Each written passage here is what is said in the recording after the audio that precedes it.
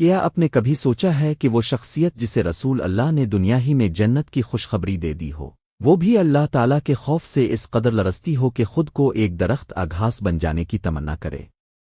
آج ہم حضرت ابوبکر صدیق رضی اللہ عنہ کی زندگی کا ایک ایسا ایمان افروز واقعہ سنیں گے جو ہمیں اپنے اعمال کا محاسبہ کرنا سکھاتا ہے۔ حضرت ابوبکر صدیق رضی اللہ عنہ وہ عظیم صحابی ہیں جن کی فضیلت پر امت کے علماء کا اتفاق ہے اور تمام انبیاء علیہم السلام کے بعد پوری امت میں سب سے افضل ہے۔ رسول اللہ نے انہیں جنت کی خوشخبری دی، یہ بھی فرمایا کہ جنت کے تمام دروازے انہیں پکاریں گے، اور یہ بھی بشارت دی کہ میری امت میں سب سے پہلے حضرت ابوبکر صدیق رضی اللہ عنہ جنت میں داخل ہوں گے۔ لیکن ذرا ان کی عاجزی اور اللہ تعالیٰ کے خوف کو دیکھیے۔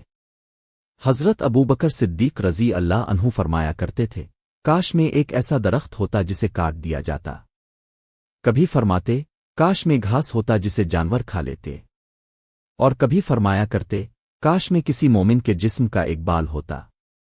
یہ الفاظ کسی عام انسان کے نہیں بلکہ اس ہستی کے ہیں جس کے بارے میں جنت کی بشارت خود رسول اللہ دے چکے تھے۔ اس کے باوجود ان کے دل میں اللہ تعالیٰ کا خوف ہر وقت زندہ رہتا تھا۔ ایک مرتبہ حضرت ابوبکر صدیق رضی اللہ عنہ ایک باغ میں تشریف لے گئے۔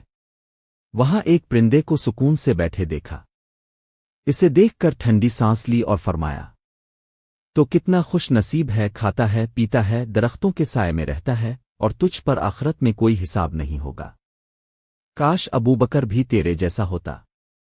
ذرا غور کیجئے، جس انسان کو جنت کی بشارت مل چکی ہو وہ بھی قیامت کے حساب سے اس قدر خوف زدہ ہو، تو ہمیں اپنے اعمال کے بارے میں کتنا فکر مند ہونا چاہیے۔ ایک اور واقعہ یہ ہے کہ حضرت ربیہ رضی اللہ عنہ فرماتے ہیں کہ ایک مرتبہ میری اور حضرت ابوبکر صدیق رضی اللہ عنہ کے درمیان کسی بات پر گفتگو ہوئی۔ اس دوران حضرت ابوبکر رضی اللہ عنہ کی زبان سے ایک ایسا لفظ نکل گیا جو مجھے ناگوار گزرا۔ جیسے ہی انہیں احساس ہوا فوراً فرمایا، تم بھی مجھے وہی لفظ کہہ دو کہ بدلہ برابر ہو جائے۔ حضرت ربیہ رضی اللہ عنہ نے انکار کر دیا۔ حضرت ابوبکر رضی اللہ عنہ نے دوبارہ فرمایا، اگر تم نہیں کہو گے تو پھر میں رسول اللہ کی خدمت میں حاضر ہو کر یہ معاملہ عرض کروں گا۔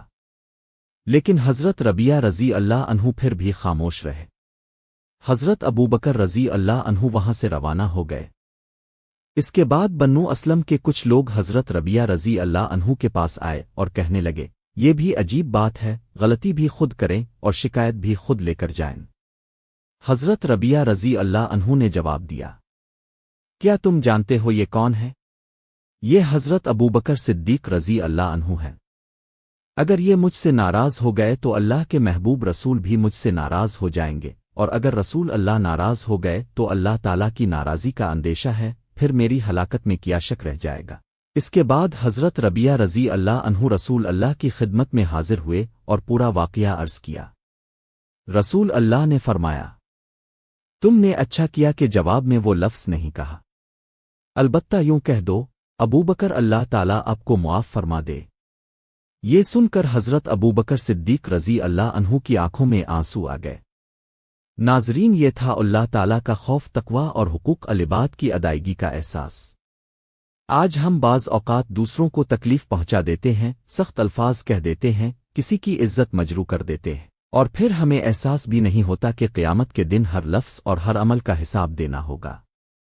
حضرت ابوبکر صدیق رضی اللہ عنہ جیسے عظیم صحابی جنہیں جنت کی بشارت مل چکی تھی، وہ بھی ایک معمولی لفظ پر معافی اور بدلے کو برابر کرنے کی فکر کرتے تھے۔ تو ہمیں اپنے اعمال، اپنی زبان اور اپنے رویے کا کتنا زیادہ محاسبہ کرنا چاہیے۔